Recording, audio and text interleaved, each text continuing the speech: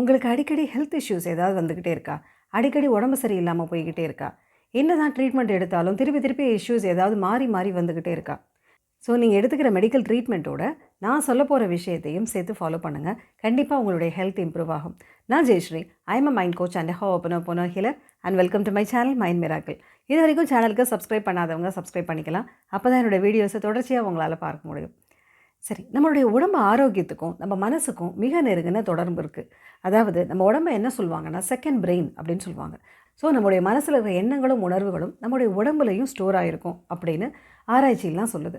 சரி, அப்படின்னா நம்ம மனசில் என்ன மாதிரியான எண்ணங்கள் இருக்குது, எந்த மாதிரியான உணர்வுகள் இருக்குதுன்னு கொஞ்சம் கவனித்து பார்க்கலாம். நம்முடைய மனசில் எதிர்மறை எண்ணங்கள் அதிகமாக இருக்குது, எதிர்மறை உணர்வுகள் அதிகமாக இருக்குது அப்படின்னா அதுவும் நம்முடைய உடம்பில் ஸ்டோர் ஆகும். எதிர்மறை உணர்வுகள்னால் என்ன? அது ஒரு பயம், கவலை, கோபம், வெறுப்பு, வாழ்க்கையில் ஒரு விரக்தி, ஒரு குற்ற உணர்ச்சி, தாழ்வு மனப்பான்மை இந்த மாதிரி பல எதிர்மறை உணர்வுகள் இருக்குது. இதையெல்லாம் நம்ம பல வருஷமாக நம்ம மனசுலேயே இருக்குது, இல்லை எப்பயோ நடந்த விஷயங்களை நம்மளால் மறக்கவே முடியல அப்படிங்கிற மாதிரி இருந்துச்சு அப்படின்னு சொன்னால் இது நம்முடைய ஹெல்த்தை கண்டிப்பாக அஃபெக்ட் பண்ணும். நம்ம எவ்வளோ தான் நரிஷ்டு டயட்டை சாப்பிட்டாலும் வாக்கிங் அதெல்லாம் பண்ணாலும் நம்ம மனசில் என்ன கேரி பண்ணியிருக்கிறோங்கிறது it has an influence on our body. அதனால் அடிக்கடி உடம்பு சரியில்லை அப்படின்னு சொன்னால் மனசில் நீங்கள் எதை நீங்கள் அடிக்கடி நினச்சி யோசிச்சுட்ருக்கீங்க, எந்த மாதிரியான உணர்வுகள் அடிக்கடி வருது அப்படின்னு கொஞ்சம் கவனித்து பாருங்கள். நேர்மறையான உணர்வுகள் இருக்கிறப்போ உடம்புல இருக்கிற பிரச்சனை நம்மளுடைய உடம்புக்குன்னு ஒரு விஸ்டம் இருக்குது. அது தன்னைத்தானே ஹீல் பண்ணிக்க அதை தன்னைத்தானே சரி பண்ணிக்கிறதுக்கு பார்க்கும். ஸோ நம்ம மனசில் எதிர்மறை எண்ணங்கள் அதிகமாக இருந்ததுன்னா ஜென்ரலாக நம்மளுடைய இம்யூனிட்டி குறைய ஆரம்பிக்குது. அதாவது நோய் எதிர்ப்பு சக்தி குறைய ஆரம்பிக்குது. ஏன்னா நம்ம மனசில் எப்போதுமே எதிர்மறை எண்ணங்கள் இருக்கிறப்போ, ஸ்ட்ரெஸ் அதிகமாக இருக்கிறப்போ, டென்ஷன் ஆகிறப்போ அதை இன்க்ரீஸ் பண்ணக்கூடிய, அதனால் நம்ம உடம்புல அட்ரினலின், கார்டிசால் அப்படிங்கிற மாதிரியான ஹார்மோன்ஸ் எல்லாம் இன்க்ரீஸ் ஆகுது. அப்படி இருக்கிறப்போ நம்முடைய நோய் எதிர்ப்பு சக்தி குறைய ஆரம்பிக்குது. உடம்பு தன்னைத்தானே சரி பண்ணிக்கக்கூடிய திறமை அதுக்கு குறைய ஆரம்பிக்குது.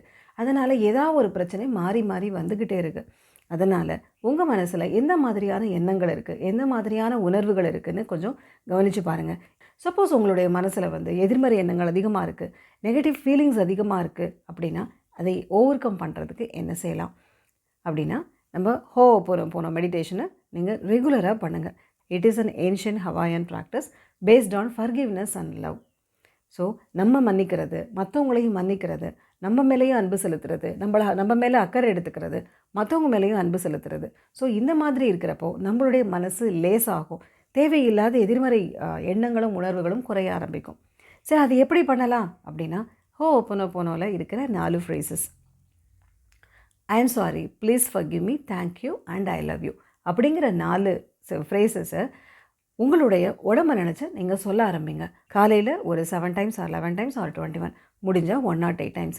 அதே மாதிரி நைட்டு தூங்க போகிறப்பையும் சொல்லிக்கலாம். அப்படி சொல்ல சொல்ல உங்கள் மனசில் இருக்கிற எதிர்மறை எண்ணங்கள், எதிர்மறை உணர்வுகள் அதையெல்லாம் கொஞ்சம் கொஞ்சமாக குறைய ஆரம்பிக்கும். ஸோ மனசில் நேர்மறையான தன்மை அதிகரிக்க ஆரம்பிக்கிறப்போ உடம்போட ஹீலிங் பவர் அப்படிங்கிறது இன்க்ரீஸ் ஆக ஆரம்பிக்கும்.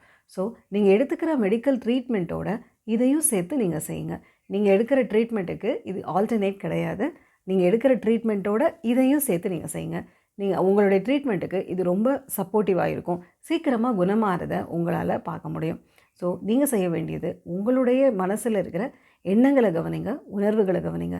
எந்த மாதிரி நான் ஒரு நாள்லேருந்து காலையிலேருந்து நைட்டு வரைக்கும் நான் எந்த மாதிரி எண்ணங்கள் என் மனசில் வருது, எந்த மாதிரி உணர்வுகள் என் மனசில் வருது அப்படிங்கிறத யோசிங்க.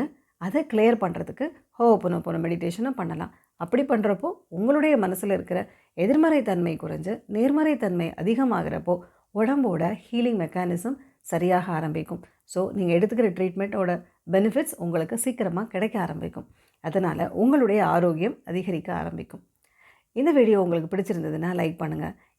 யாருக்காவது யூஸ்ஃபுல்லாக இருக்கும்னு நினச்சிங்கன்னா அவங்களுக்கு இதை ஷேர் பண்ணுங்கள். இந்த வீடியோவை பார்த்த அனைவருக்கும் என்னுடைய நன்றி.